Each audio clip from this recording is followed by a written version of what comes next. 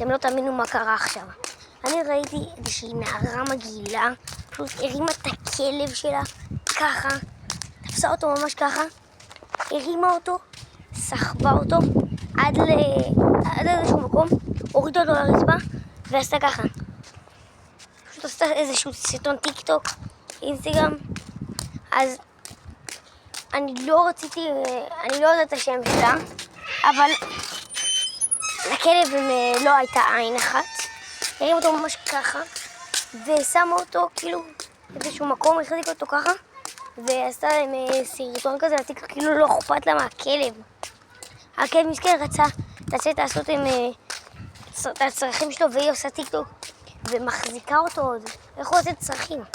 אז חבר'ה, אם אתם רואים את הדברים האלה, אז תעשו סרטון ותגיבו #התעללות בכלבים, ומקווה שעזרתי.